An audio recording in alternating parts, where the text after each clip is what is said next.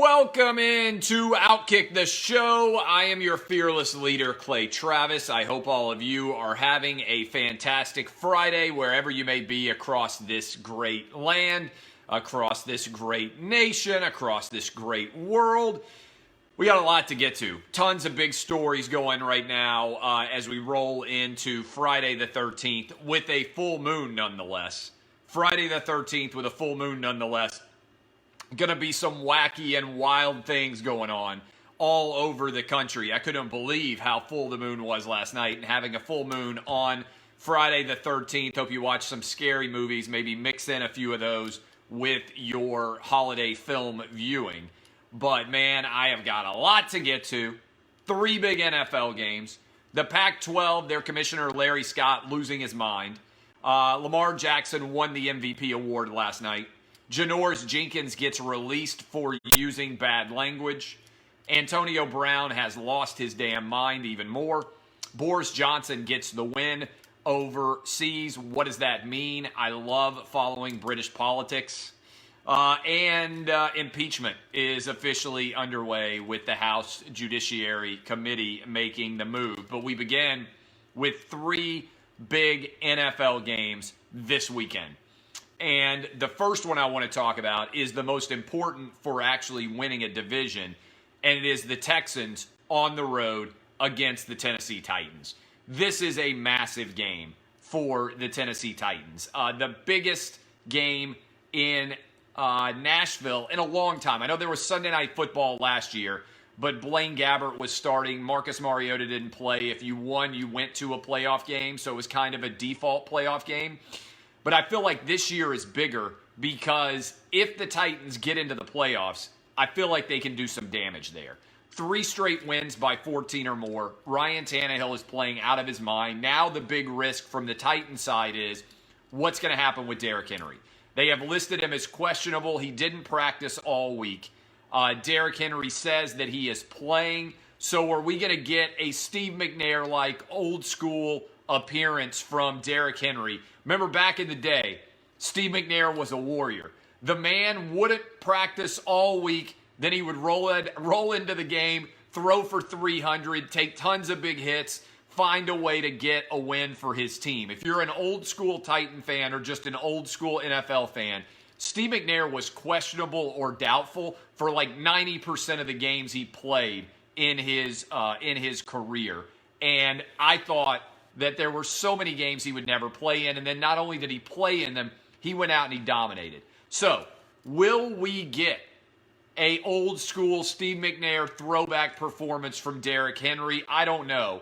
He says he's playing. He's listed as questionable. On the other side, Will Fuller is listed as questionable. That's a big impact player for the Texans because he takes the top off the defense, opens things up for DeAndre Hopkins. I think it's going to be an awesome game.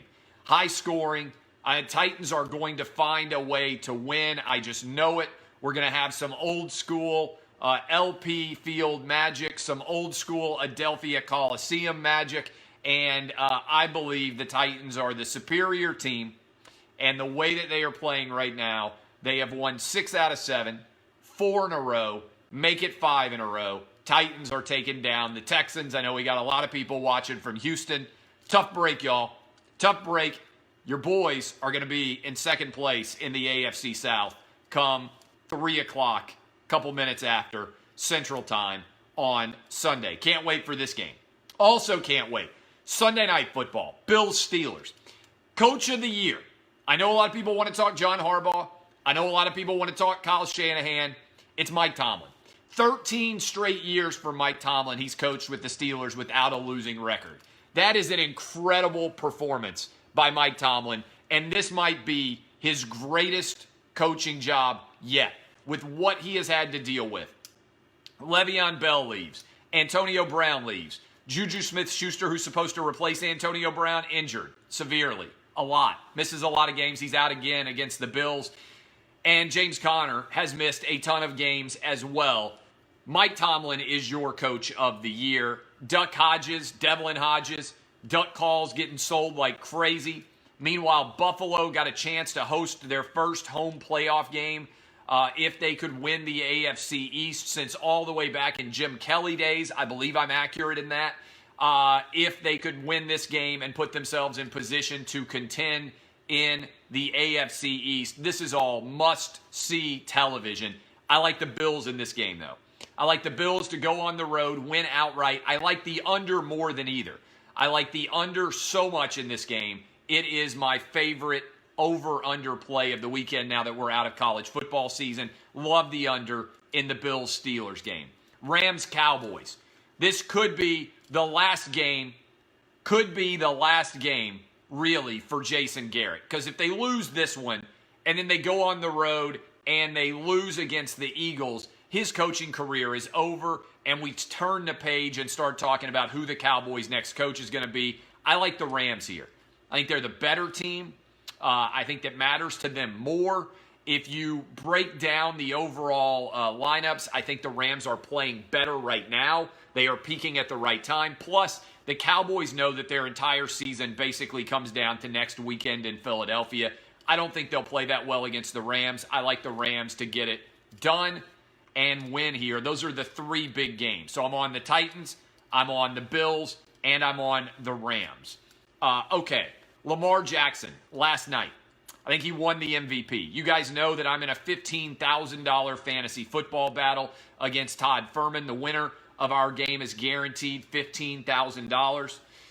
And I was not happy with the way that Lamar Jackson played. 5 touchdown passes. Todd Furman is dancing in the streets after that performance. I don't think there's any doubt that Lamar Jackson is going to be the MVP. The question going forward is this. What is the long-range trajectory of Lamar Jackson's career? He's had a spectacular second season. What happens if Greg Roman leaves? Can he continue to evolve? Or is he the Steph Curry of the NFL where the paradigm has completely shifted and the game will change as a result? The NFL typically stands for not for long. My bet would be that Lamar Jackson is eventually going to have to turn into a pocket passing quarterback. The verdict is out on whether or not that will end up happening. But in the meantime, he's had an incredible season. Congrats to Greg Roman, who built this offense, John Harbaugh, who has helmed it as the coach, and for building around his talents. And I don't have, somebody just said you have to have one singular opinion about him. We're debating on lock it in. Is he the best quarterback in the NFL? My answer is no. He hasn't ever won a playoff game. So Lamar Jackson, it's like you can't say, hey, good season, let's see what happens next with him. You either have to believe he's the greatest quarterback of all time or a complete sham. I think he's somewhere in the middle. Go figure. I think we need more data to determine exactly how good he is before you can actually have a long-range forecast on him. What I said on my radio show this morning I think is accurate. There isn't a precedent for Lamar Jackson being a dominant quarterback in the way that he plays quarterback. Doesn't mean it can't happen. I wouldn't have expected Steph Curry to turn into a dominant NBA player either. He changed the game. It's possible that Lamar Jackson is so talented, he's going to change the game as well. I just have my doubts because most people in the NFL get figured out eventually by defenses. But for right now, this offense is a well-oiled machine. It seems like every first read that Lamar Jackson has is wide open. Those tight ends, nobody can cover them. The running back, what you see with Mark Ingram, it seems like every single time the Baltimore Ravens run the football, they get 3 or 4 yards. And as a result, that puts them into great down and distance on second and third down. So right now, I think you have to make the Ravens the favorites to win the Super Bowl. I still think we're going to get a rematch right now between the 49ers and the Ravens. So we'll see what ends up exactly happening here. But in the meantime, Lamar Jackson, I think, officially locked up the MVP last night.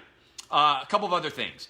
Did you see this from Larry Scott, the Pac-12 commissioner? I just flat out don't understand sometimes the decision-making that I see by people in positions of power. Larry Scott said he's less enthusiastic about college football expansion because even while going to 6 or 8 teams would give the Pac-12 a better chance, he said, we've got 100 years of tradition at the Rose Bowl. It's highly valued in our conference, and that doesn't mean under no circumstances would we evolve to an 18 playoff, but we've got an asset that's very meaningful to our fan base. I don't understand this. If you are the Pac-12 commissioner or the Big 12 commissioner, and you are not rabidly in favor of playoff expansion and automatic awarding of bids to conference title game or conference champions, then I think you don't deserve to be the head of a conference. If you're in the SEC or the ACC or the Big Ten, where more recent playoff bids have become a regularity, you may want to stick at 4. That's fine. But if you're in the Big 12 or you're in the Pac-12, what especially is going to hold your conference together in the years ahead is a guaranteed spot in the playoff. And I put up a poll. I don't understand the fealty, the supplication of other interests to the Rose Bowl. Right now, the Rose Bowl dictates everything, and it's just a freaking bowl game. The NFL doesn't allow some random city to dictate how they're going to have their playoffs run. They have the Super Bowl, and they say, hey, this is what you have to do to host the Super Bowl. We are going to dictate to you because we have a high-end product that we believe we should control. And so I just don't understand this at all, why the Pac-12 wouldn't be all in with the idea of playoff expansion and automatic awarding of playoff bids. It's very backwards thinking to be concerned about whether or not a bowl game is happy. I don't give a damn about any bowl game. I care about college football teams, and fans will travel to watch them play anywhere.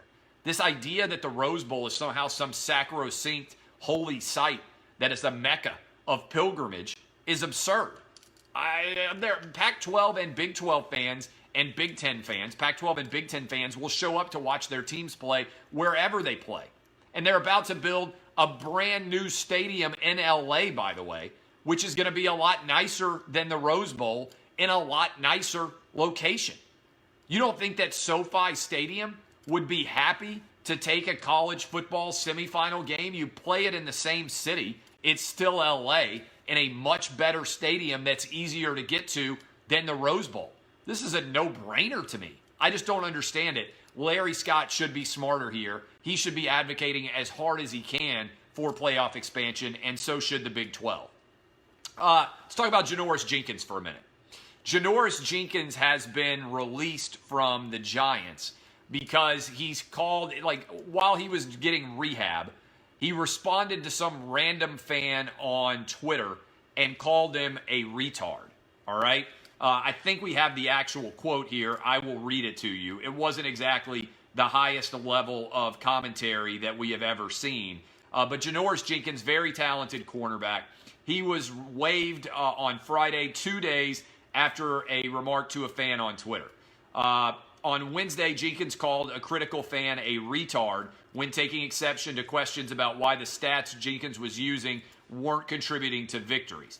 And then, this is kind of crazy to me, he then said, when he was asked about why he used the word, he said it was, quote, slang that is, quote, just part of my culture. Now, I think it was dumb of Jenkins to say what he did. I think it's dumb of athletes in general to be active on social media and to risk multi-million-dollar paychecks so they can respond to random anonymous Twitter trolls. But in general, Janoris Jenkins is a hell of a cornerback. And I don't like setting the precedent of we are going to fire somebody because of the words that they use. This is a standard practice that I have applied, drives people crazy. I don't believe that we should be firing people over words that they use on social media. All right? I think people should be smarter on social media. I think a lot of athletes should spend a lot less time on social media. But to me, and I've been big on this for years, we should focus on actions, not words, okay? We have got wife beaters playing in the NFL. We have got potentially child abusers playing in the NFL. We have got people who have committed all sorts of violent acts that are currently employed in the NFL. And we are okay with that existing. And now the Giants are going to draw the line and say, you can't use the word retard and be a member of our organization. I don't like word policing. I don't like cancel culture. I disagree with the decision to fire Janoris Jenkins over a Twitter post. By the way, if we're going to talk about word choice too, there is a team called the Redskins. All right? So of all the leagues that should maybe be a little bit more lenient about player word choice, I would think that it's a league that has a team called the Redskins. Okay? So I am opposed to this idea, and this is a broader context for me. You know, I've been anti-cancel culture for a long time. I don't agree with most of all cancel culture, but I also don't agree with the way that we police our language and change what words are acceptable and unacceptable to say, right?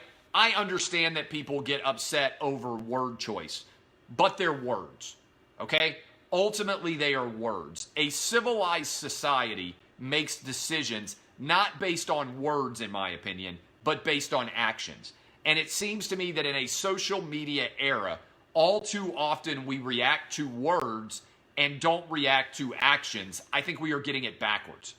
If you want to suspend or ban people from your league, it should be for tangible acts that they undertake, which directly infringe upon the freedoms of others and or are crimes, not upon what people say on social media. So I'm defending Janoris Jenkins here. Having said that, I think a lot of athletes should get off of social media. Antonio Brown lost his mind again yesterday on social media, and he said all sorts of ridiculous things. Just this football season, Antonio Brown, Janoris Jenkins, and I don't remember the name of the defensive back who played for the Browns that said all sorts of ridiculous things on social media and got released. All three of those guys have cost themselves collectively tens of millions of dollars by what they posted on social media. And what have they gained in the process? I think that athletes are being sold a false bill of goods here. This idea that they need to be active on social media, that their brand demands it. Here's what your brand demands: athletic excellence. That's it. Jermaine Whitehead is this guy's name. Jermaine Whitehead, Antonio Brown, Janoris Jenkins. What are they gaining from social media? I don't know. But I do know that what it's cost them is now tens of millions of dollars. So my question for you is, what is gained at all by going on social media and acting a fool? Nothing. Nothing. You are paid well because you're an athlete. This idea that LeBron James had that being told to shut up and dribble was bad advice is totally ludicrous. Focusing on doing the job that makes you all your money is great advice no matter who you are.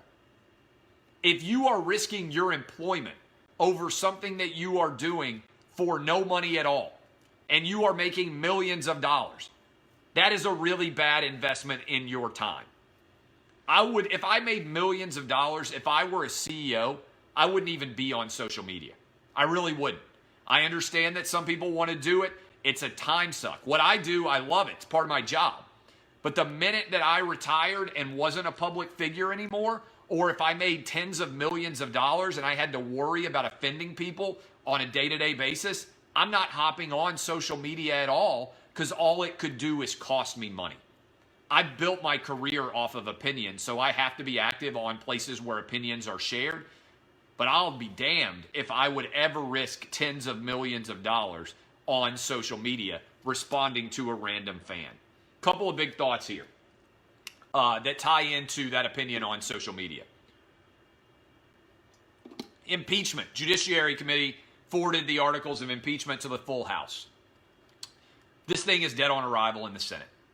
It is a sham process. The people who hate Donald Trump still hate him. The people who love him still love him. I think the net benefit of impeachment is going to inure to Donald Trump. My concern about impeachment in general is that now it has been devalued by this process. By devaluing the process of impeachment, what you have done is create situations where in the future, impeachment is always going to be viewed as a political process. It was a political process with Bill Clinton, which is why I didn't support it. It is a political process with Donald Trump, which is why I don't support it as well. Hillary Clinton was correct when she said there was a vast right-wing conspiracy out to get her husband. There is now a vast left-wing conspiracy out to get Donald Trump. What both of these scenarios have in common is hate. When Bill Clinton was president, Republicans hated Bill Clinton. When Donald Trump became president, Democrats hate Donald Trump.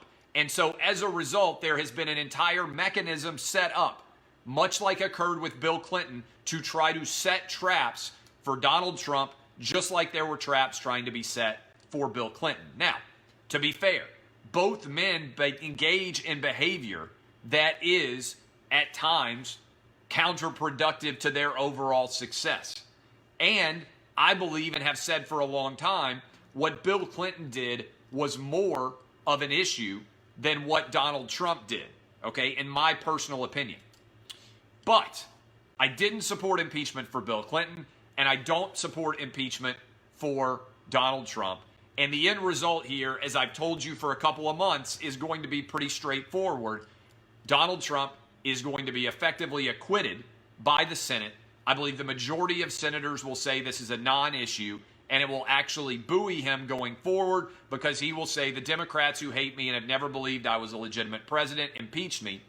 And then the Republicans, the Senate, looked at all the evidence and said there was no basis for this, and so he will take it as a valediction and an endorsement of his behavior overall as we roll into 2020.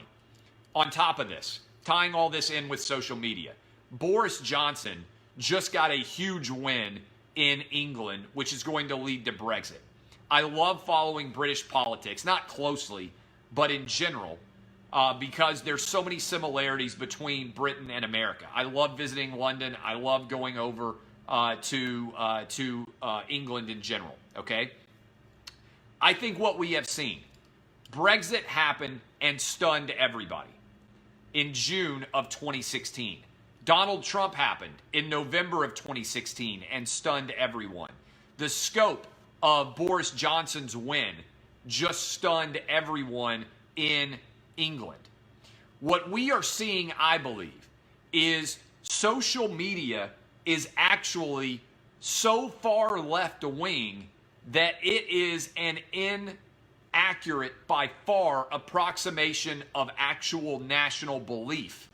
And it's so far askew from what people actually believe who are normal people and are not active on social media that the media is driving alongside of the left wing things so far left that it's actually benefiting conservative, moderate, and right-wing perspectives because they are able to run against the craziness that exists in common sense sort of discourse on social media right now.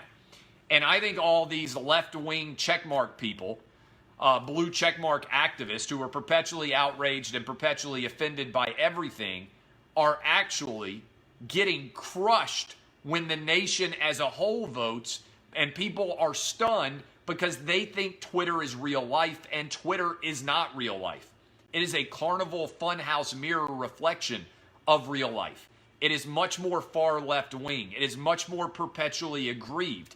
And the problem that these left wing politicians are falling into is they're trying to make Twitter happy, which destroys the possibility that they win a general election. And this is, I think, a story that we're seeing play out in England. And this is a really scary potential precedent that's being set for what could happen in 2020 if you are a Democratic voter or a Democratic politician who wants to see Donald Trump removed. I believe Trump is going to win in 2020, and I think, ironically enough, social media activism is working to his benefit as opposed to his detriment. That is, the most woke people out there who think they are actively opposing Donald Trump are actually strengthening him by the way that they are behaving. I think England is an interesting test case in how that might be so.